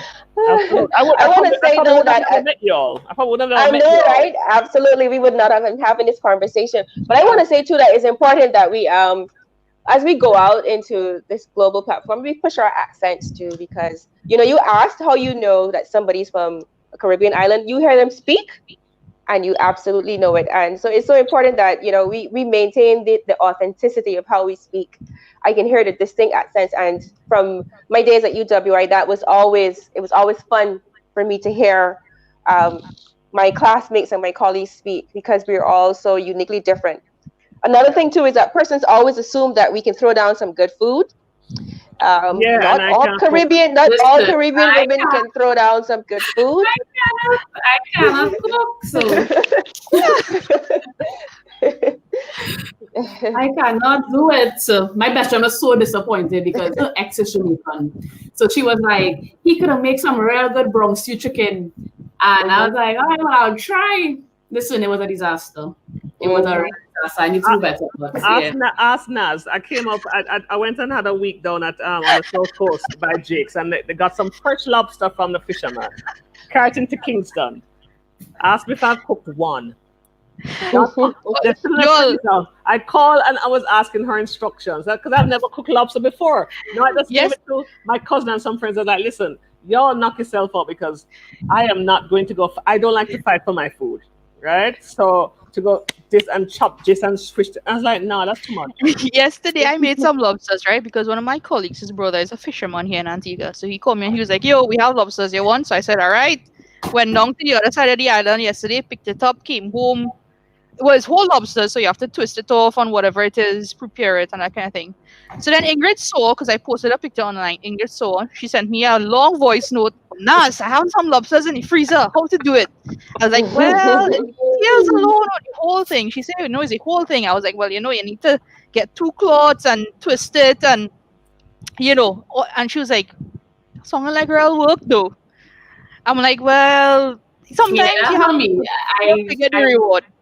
I can't. I was so glad when my sister asked me 2 months ago if I want to just let her cook and I just collect food in bowls. I was like, yes. You can being spoiled. And another thing that brings us up. I mean, the 4 of us here are Caribbean women, right? So Ingrid and Antonia might be hopeless in the kitchen, but I'm sure Andrea could cook from how she's. Right. So Andrea and I are probably in the same category in terms of trying our best, because I will tell you, before I moved away from home 3 years ago, my mother used to do everything in terms of culinary adventures for me. I would wake up in the morning, and as I passed 30 years old, and I don't want anybody to give me any criticism, because if you live in home with Caribbean parents, they do this for you, especially a Caribbean mother or grandmother, right? So when I get up in the morning, my breakfast packed and wrapped up on the counter, my lunch packed and wrapped up, or there's a note on the counter to say your food in the fridge in X, Y, and Z color container, right? When I was moving here, my mom's big worry was, how am I going to feed myself? Will I be able to cook to survive, right? Now, because of my job, I travel a lot. So, I mean, I used to cook off and on, but this period for COVID has been the longest since I've been in any one location, right? So since then, I mean, Trinidad borders closed, so I can't go back home to Trinidad to get what I want from my mother to eat. So I have been experimenting in the kitchen. So, I mean, it's something that I realize I kind of like now. So for me, it hopefully is a legacy that I'm able to continue, because it have 1 or 2 complicated family recipes, and my aunt listening, and I think my mother is also listening, 1 or 2 complicated family recipes that I've experimented with, and For me, it came out successful. But all my cousins and be like, no, we need to try that because we need to tell you for ourselves. The only thing that I cannot really get correct is Callaloo, because we don't get Dasheen Bush here in Antigua. And this is what confuses me about Antiguans, right? Because they sell Dasheen in the market and in the supermarket. So what are you doing with the top of the Dasheen? Throwing it away? You know, these are questions that you'll never hear me ask at all, because I'm just really very grateful that, you know, before COVID and even more so COVID, there's this beautiful thing called convenience, and I am not totally worthless in the kitchen, because if you have a blender or NutriBullet, I can make you some of the best protein shake you've ever tasted ever in life, right? And I can make you the best salads, because again, you know, but for women like me who really, you know, slightly allergic to the kitchen, there's these beautiful online, you know, services like myquickplate.com. You can click, order what you want and it comes to you already cooked, right? Or if you want to go to the supermarket, because I really have had a great dislike for going to the supermarket now, click. You have somebody else going to do it, and it's not safe. I think the extent of my repertoire is salads, and then if I get maybe like some salmon or fish, I season it and stick it into the toaster oven. I'm toaster oven queen, right? If it can't just add seasoning and go in the toaster oven, it's not looking mortified over here. It's not cooking. Not looking very pleased about this conversation right now. And I am proud, because guess what? I am not starving. I am well fed. Well, Ingrid, you need to graduate to the air fryer. The air fryer or the air fryer oven. They're absolutely awesome. And Pinterest, for the novice in the kitchen, Pinterest is a beautiful source for recipes. And I would say too that I had an awesome session, WhatsApp video chat with my grandmother, teaching me the rudiments of making a good Bajan sweetbread. And so she stayed on the phone with me. You know, all the persons, they don't know anything about true measurement. So it was like dashing a little bit more of this, pouring a little bit more of this, another spoonful of this. But I would say, though, at the end of it all, my bread was awesome. You know, that's but yeah. Andrea, that was me and Frybake. My gosh. When we mouth watering. I have some leftover Trini food. I ordered Trini food yesterday from Spicy Doubles, and so I have some curry in there, dinner. And I have some because it's like, again, a beautiful invention called the microwave, and and so when we have these things, I don't believe that one should use them. Listen, I will spend money on convenience any day. I am big on convenience. I got things to do.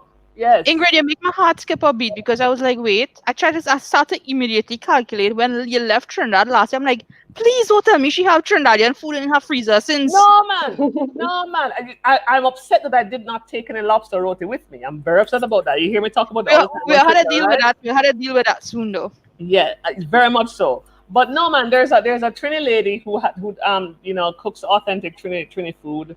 And so I like how she does her vegetarian meals. I like how she you know, does her curry stuff. And so when I'm in that zone, because I try to eat maybe like around 3-4 days a week, vegan, vegetarian, and so I kind of like how she does the chickpeas and potatoes and the pumpkin takari and stuff like that. So I tend to just, I am not going to go and try to teach myself how to cook that. It's not going to happen. So she just down the road. I put in an order and it comes to me. It's a beautiful thing. Wonderful. Yeah, wonderful.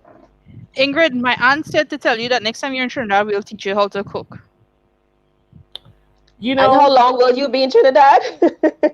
You know, I'm always open to learning new things, always. So I will take that lesson for sure. Will I continue it afterwards? Therein lies the rub. But I will always, because you never know. You never know. When I settle down and married and all these things, I may all of a sudden develop this desire to cook, right? But I make wonderful cocktails though. So that's what usually my contribution to the dinner party. Fantastic. Well, ladies, I would like to thank you for joining me here today in the living room. Antonia, and special shout out to your nephew who was also Listen, part of I'm the mad right now. Let me tell you something. Before we started, Energy. this was full. Just sprayed all out, and I have to go and clean it as soon as I come up with this. Did he clean something though? The mirror. What? Oh, And you okay. clean There it. you go. Look at that. There Look at you that. go. There you go. He's being But- helpful.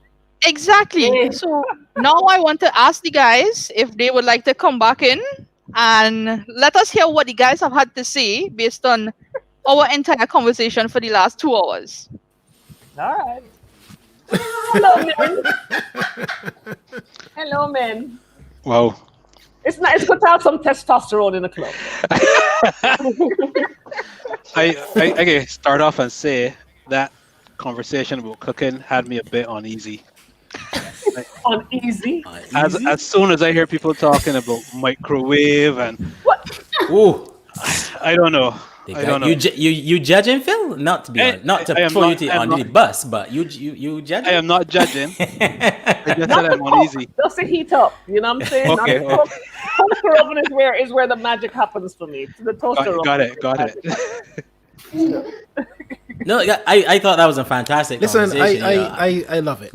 I was beginning to say we should have called this Oh, show yes. Rebels, Oh, yes. Caribbean Women. You know, but rebels in a good way. Rebels in a good way. I thought Absolutely. that was a great conversation. I thought it was great. So thank you guys for joining. Thank you for having us. Thanks for having us. You know, anytime. No. Thanks for making the time. It's great. Antonio, thank you. Your nephew there. He's been a bit of a star there as well. Listen, That is what a living room is, Andre. Exactly. this was We- part of the plan. My sister called me at the last minute. She's like, Tony, can you watch you? And I'm like, all right, let's bring him. No, we say to everybody, don't worry about, if it's kids distracting, that's fine. Sometimes you have house guests, they come with the kids and they come in and out to the living room while the adults chatting. Part True of that. it. That's True easy. that. Right. True that. Not a True problem that. at all. So that was great. That was great. Mark, anything you want to add? Matt, I'm hungry. So am I. So am I.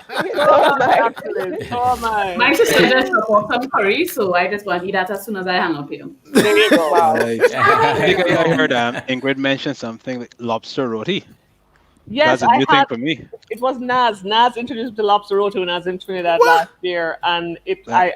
I had to like Ingrid. No, don't have it every weekend. Whatever. I Have it every day. and I mean the lobster was always so fresh and so delicious, and Ah. everything was just perfect. I had never had a bad lobster roto in Trinidad. Never. Wow. It was amazing. Amazing. Yeah, Amazing. okay. That's I good. need But to- I I like need to conch investigate myself, that. Andrea. I show you do the conch fritters there in Bahamas. Yo, Oh. when I went to I Bahamas love conch, in man. 2015, I the try. conch salad, I was try. like, whoa. I try. Okay, I've never tried the conch salad, but I've never made the conch salad, but I do try with the conch fritters I sometimes. think conch is one of the hidden gems of the Caribbean I culinary, agree. man. Agreed. Is I agree. how that thing hasn't spread across the region, I don't know. Absolutely. But conch is something Yeah. else, man. Listen, a Yeah. good curry conch and roti. Oh my word. Oh, okay. Okay. Yeah. Curry There's conch, so curry much conch. conch and dumpling. Oh, you're getting I'm innovative the- there, man. Okay, so we'll meet it in Trinidad when everything is over. Man, listen, Just for that. we got Let's so meet many Jamaica. we got so I many want to go places to Jamaica. go. Let's meet Jamaica. Jamaica was on my bucket list for this year, and then COVID come and mess it up. We got to find a way to tour the region, do an episode in each country, and just do food, conversation, Yep. the whole shebang, as we say. I'll set up everything for Sounds y'all here in fantastic. Jamaica. I'll set Yeah, up Sounds everything. good. Awesome. Awesome. Ingrid, don't say it unless you mean it. No, we can No. hold you on that. You know. Without question. But here's the only caveat. Here's the only caveat, Andre. That's if I'm here, right? 'Cause Oh, we got to fund you. Oh, you see. I'm so desperate them start to roll in a particular way again. I'm on that bitch. I'm on that blessing. But no, but as long as I'm here, no, but even if I'm not here, I can set We can things up. time it. We can time it. We can time it, man. We can Absolutely. definitely No, man. time it. I'll take We care can of you do that. guys once you're on my side. I'll take care of you guys. Yeah, That's You all great, have man. to meet me in Trinidad because Antigua, Them dashing tops. We can do something with the dashing tops. I'm sure Fruit can sort that Them out. is wasted dashing tops, man. We could supplement dashing tops. But ladies, thank you so much for joining us. I thank you know for you having all me. have busy schedules with your professions, with families, and different things, but you took the time out to just come and have a good old Caribbean conversation with us here in the living room. And we want to say we thank you so much and we appreciate you for doing that. So thanks again for joining. Thank you and for I'm having sure me. our Thank you for audience. having Thank you guys. Thank you guys. Anytime. Bye. Anytime. Awesome. Bye, ladies. All right. Bye-bye. Bye. Bye. Cheers. Take care. Awesome. Oh, good conversation. Good conversation. Naz, well done. Well done, Naz. I know you had some technical stuff to deal with in the beginning. That's all right, man. But you handled it as we expected and no differently than what we thought, like a boss. So well done on that. Like a boss. Splendid. You know, and you brought up so many things there, Naz, that really touched on quite a few things that I would like to reflect on. You know, the whole point about women in leadership, you know, Yeah. collaboration and caring. Yeah. Yeah. You know, how Yeah. these men can be very egotistical. And no, but it's No, but true. that's true. It's That- absolute truth. You can't argue with that. That's very No, true. we can't at all. I I mean, mean, there, COVID. there are a few of you who are becoming more sensitive and aware of what has been happening and our plights to show that and I don't want to use the comparison, but we can get the job done as well. And the fact that you three gentlemen have taken the opportunity and had the confidence in me to host this show, which you all usually host every week. I just want to say thank you for, that vote of confidence in myself. Yes, okay, I have the journalistic experience, but that doesn't mean I can necessarily execute. We believe in you, man. No, we believe in you, man. Well, thank you very much. Not to mention we would have had a riot from the audience if we let it anyway. And to be serious, I have to say this. I don't think any of us could go to a hardware store and get wire to fix a grill.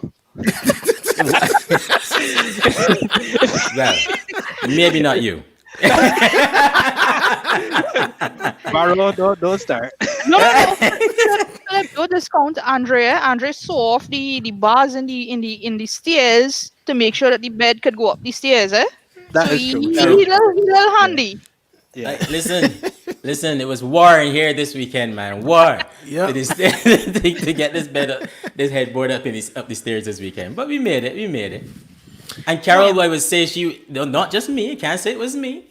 Carol was there like a boss too, sweating, saying, move, keep going. We can team We effort all also the like way to around. give instructions, eh? Eh? We also like to give instructions. That's yes. all right. I can deal with Oh, yes. instructions. Oh yes.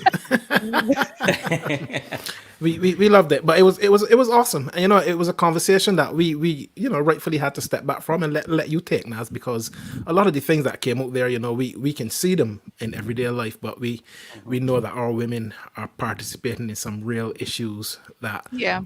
we need to let that conversation happen and see how we can learn and move things forward also, because that's what we want to do. We want to move things forward for those girls who are coming behind, and also for how we can make things better for the women that we exist alongside every day. Correct. Yeah, completely. And not agree just with that. the women that exist alongside you in terms of not necessarily your age or your generation, but some of you have daughters, you have nieces, your friends have daughters and stuff like that. So I mean, and for me it's the same thing, because I hope to have some sort of inspiration to my cousins' kids, my nieces, Yeah. and even my nephews, so that they can see that a woman can do things as well, so that they wouldn't say, well, no, let me handle it because you're a girl so you can't do it. Nah, man, I can fix my grill myself. No, I completely agree. Absolutely. And Me too, rightfully to be so. honest. I'm just saying it for their benefit. I don't know. Karen, see you a bit sensitive. I don't know. I saw that, but I didn't really want to dwell too much on it. It was I didn't say. It was me. It's the You audience. didn't say it, Phil. know? Look, Philip is more sensitive. yeah. That is true. Karen knows me well. Fair enough. No, look, I think that was absolutely great. And as someone raised by a single mother who's a huge influence on my life, I see my grandmother as well be a single parent, and she helped raise myself. I've seen her do a shop, deal with the chickens, deal with the neighborhood, just rear a lot of kids around the neighborhood as well. The contribution and what women do across the region is just absolutely amazing. And me and my life and how I live today is a living testimony of that. So, any conversation where women can speak and just highlight, what's happening and what they're dealing with, I'm always all ears, always there. And I think we started this conversation by talking about the complexity of some of the things they're doing here in the UK. And what really came to the fore for me when you ladies were talking was the fact that, we've all come from very, very simple upbringings, but very, very deep-rooted learning has taken set in our lives. And perhaps one of the challenges that I've certainly taken away is, we got to kind of strip away some of the complexity and recognize that the simple things that our grandparents were doing are still very, very effective. Yeah. Yeah. Still very valid today. And it's something that is a common trait in all of us, in the sense that our grandmothers all had an influence on us. And I think of that generation, like from our grandmothers, we were raised somewhat by a village. And they say it takes a village to raise a child, which is a little bit of a difference that we have now, where everybody is doing everything online, or families tend to be like how you guys living in the UK, right? So you wouldn't necessarily see your cousins and they all the time, whereas when you all were growing up, everybody growing up together, everybody getting the same licks, the same book, the same everything together. True. Yeah. True. Very, very much so. And that's not even to be overlooked too much, because even my daughters always talk about their family at home and different stuff like that. And they miss it, even though they've grown up without it, they miss it as well. Yeah. But Naz, thank you so much. Thank you so much. And to our audience, thank you so much for sticking with us and for being with us and for enjoying the conversation and joining in as well. I really want to thank you for that. Maxine McLean, I see you there as well. Thank you for joining. Kieran Reed, I see you. Karen Douglas, as usual. Pet, you're there. Sophia Robinson, you're there. Angela, I saw you join back in, even though you had some technical difficulties. Don't worry. We will definitely have you back at some point. Sure. 'Cause trust me, audience. For sure. You want to hear Angela's story and the stuff that she can impart on us. Marika, I see you there. Thank you for joining as well. Lesh, is that how I say it? Did I say it right now? It's Lesh. Lesh. Thank you for joining as well. So I just want to say thank you for everyone for joining. As usual, if you are joining but you haven't, been part of our page, join us on Facebook, join us on YouTube, on Twitter, and Instagram as well. We Global, and just be part of the Caribbean conversation. We love having you. We love having these Caribbean conversations, and it's something that we are going to continue to do as we educate ourselves about each other by talking to and about each other. So I just want to say thank you for everyone for joining us, and until next week. All right. Ooh, that was good. I can't believe my stool dropped down, though. That was